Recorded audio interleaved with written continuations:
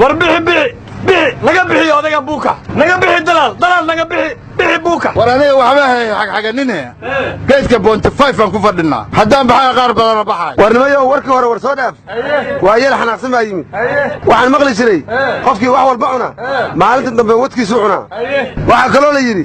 hashi kaligeed iska daaqda maalinta dambe ciin bay daaqdaa hadda Soomaalida Imaaraadka ka hara waa laga waayay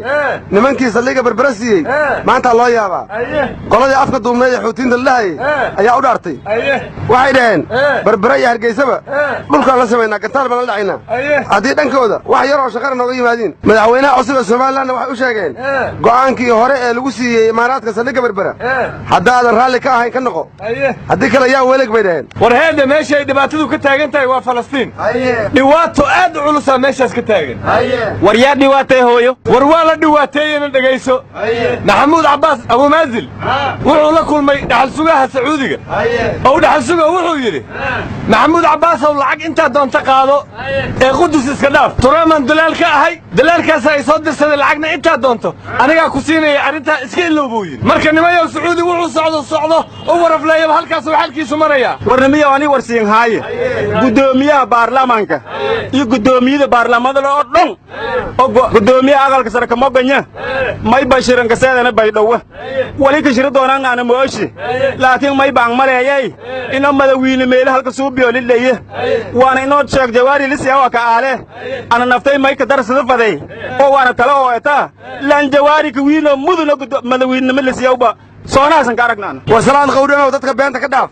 meesha madaxweynaha geella lagu doortay Kismaayo ahayd Cabdiwali Gaas baan madaxweyne laga dhigay waana ku xigeen baa laga dhigay waxa la jaranaysana waa afku celintii oo tima cadda ku afcilisay oo tiri meeshaan aad fitraka wariyahay gumaylanka ka afnaga eede war baydhow ma ahna meesha qishada cajiibka ka dhacday waa Puntland taliyaha laanta cashuuraha Puntland waxa la yiri in muddo wuxuu isticmaalay saxiixa madaxweynaha Puntland Cabdiwali Gaas lacag badan oo ku arursanaa liido ku daldashay kadib markii la ogaaday inuu saxiixa madaxweynaha isticmaalayna xabsiga loo taxaabay laakiin ninkaas oo kale aniga in la xidho ma qabo sababtoo ninkaas waa Cabdirashideeye weynaaday nin xariif oo qalinkiisa isticmaalo way waa Cabdirashideeye dabal Cabdirashideeye war maqnaashaha madaxweynaha ku batay Jaaniskan waa hel waa ka faa'iideystay war waxaan idin weydiinayaa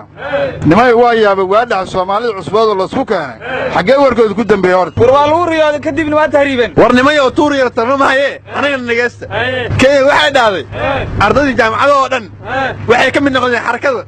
mardawna waxaan ka baqaynaa dheen inay guriyaan ugu soo daataan waxayna sheegeen in 54 arday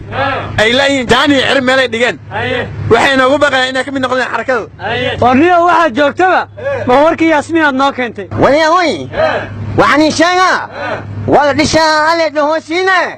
xamar weyn goormeel dhishaa aqli ma u maleeshan wala way ilke maxalda faantan aan oki malodiyan gacanteed goota aqli manina qaayo hadii wax dhisay no dhish wala yahay maanta igu darneenimayo adduunka carab shiiday wax ka warxan male war aniga war idin haya shan nin oo ganacsata ayaa nimanka xaragadu waxay ku jireen meel la yiraahdo iidaale oo hadda ka hor madaxa darayga ku jireen ka soo carreen Allah una xariiso nimankaas laakiin nimankan cilad ma weeyaan taajus waa ilaahay qofkii dilaan warnimiyo ana may bal yaabsana belad haa ama Kenya la haati darbiga weejisteen leeyahay warman dumbuurku fuuqana ma ku daho hayaan war garuume qaadanana kula dahownaa nimantaas war yaa intaan isku maqnay waan lagu maqan yahay maxaad kale noo sheegaysaa war belad haa xuduudii la soo gaad ku haysa war xuduud ma ayna xuduud beenadeed wariyada wariya haan hado may geedaga ninka bog fadhiisadan oo dhafooradii oo hiiri ñintaan jargeeda ku dhiidiyaan war hoobaysan tolyeetin oo qobsado kala hayna darbaanyiro waana dhawe war ka jabana adeerkiisa ka dhaf adeerkiis baan ahay ka soo dhaqtar ka ana adeerkiisa cunugayga dilin